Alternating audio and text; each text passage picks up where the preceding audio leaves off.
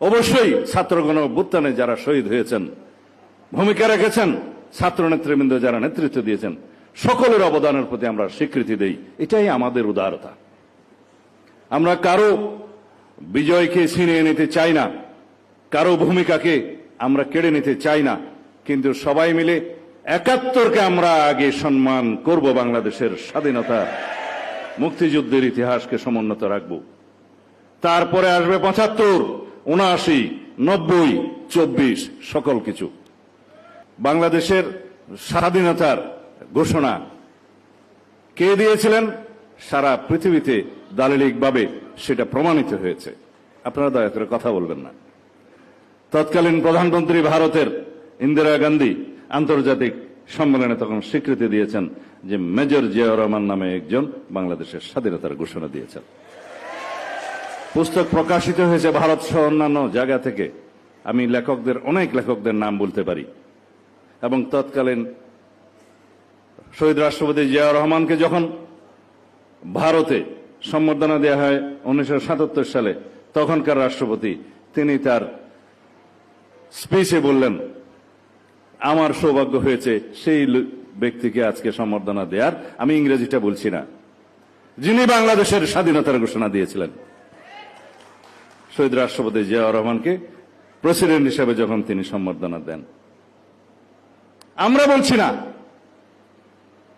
আন্তর্জাতিক বিশ্ব বলছে, দলিল বলছে, কিতাব বলছে, ঘটনা প্রবাহ বলছে। বাংলাদেশের মানুষ যেটা জানে, কানে শুনেছে, স্বাধীনতার ঘোষণা কালুরঘাট বেতার কেন্দ্র থেকে। হ্যাঁ, ২৬ তারিখের পরে ২৭ তারিখে officially professional head of the state হিসাবে তৎকালীন মেজর জিয়া স্বাধীনতার ঘোষণা দেন। সারা পৃথিবীতে সেটা প্রচারিত হয়েছে বেতার তরঙ্গের মধ্য দিয়ে, এবং সারা বিশ্বের সহায়তা কামনা করেন। তার পরবর্তীতে তৎকালীন জাতীয় নেতা শেখ মুজিবুর রহমানের নামে তিনি আবার স্বাধীনতার ঘোষণাটি সংশোধন করে প্রচার করলেন। এখানে তো কৃতিত্বের কিছু নাই, যা সত্যি তাই প্রকাশিত হবে। তিনি বললেন, on behalf of Sheikh Mujibur Rahman, our national leader, I declare hereby the independence of Bangladesh. এটা সত্য কথা, সত্য ইতিহাস। কিন্তু না, আওয়ামী ফ্যাসিবাদী শক্তি কখনোই কোনো কৃতিত্ব কাউকে দিতে রাজি না। সবকিছু তাহার পিতার কৃতিত্ব। অতঃপর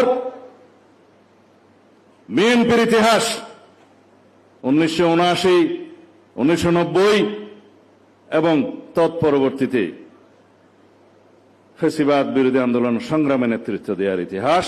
২০২৪ সালে আমাদের নেতা জনাব তারেক রহমানের সক্রিয় নেতৃত্বে, দেশনেত্রী বেগম খালেদা জিয়ার নির্দেশনায়, অনুপ্রেরণায়, তার সাহসিকতায় আমরা বাংলাদেশকে মুক্ত করতে পারলাম। অবশ্যই ছাত্র গণঅভ্যুত্থানে যারা শহীদ হয়েছেন, ভূমিকা রেখেছেন, ছাত্র নেতৃবৃন্দ যারা নেতৃত্ব দিয়েছেন, সকলের অবদানের প্রতি আমরা স্বীকৃতি দেই। এটাই আমাদের উদারতা। আমরা কারো বিজয়কে ছিনিয়ে নিতে চাই না, কারো ভূমিকাকে আমরা কেড়ে নিতে চাই না, কিন্তু সবাই মিলে ৭১কে আমরা আগে সম্মান করব, বাংলাদেশের স্বাধীনতা মুক্তিযুদ্ধের ইতিহাসকে সমুন্নত রাখব। তারপরে আসবে ৭৫, ৭৯, ৯০, ২৪, সকল কিছু।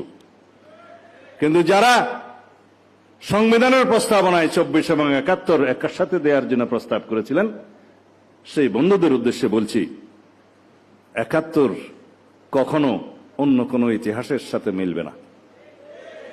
বাংলাদেশের সবচেয়ে গৌরবজনক অর্জন বাংলাদেশের স্বাধীনতা, মুক্তিযুদ্ধ, স্বাধীনতা সংগ্রাম এবং স্বাধীনতা যুদ্ধ। একটা স্বৈরাচারকে, ফ্যাসিস্ট সরকারকে পতনের জন্য যে আন্দোলন হয়েছে, সেটা কেবল জনদাবির মুখে স্বৈরাচার পতন আন্দোলন। স্বৈরাচারের পতন হয়েছে, রাষ্ট্র নতুনভাবে বিনির্মিত হয়নি। রাষ্ট্র আমাদের ছিল, অর্জিত হয়েছে লক্ষ প্রাণের বিনিময়ে। সেই রাষ্ট্রের স্বাধীনতা সার্বভৌমত্বকে রক্ষা করতে হবে।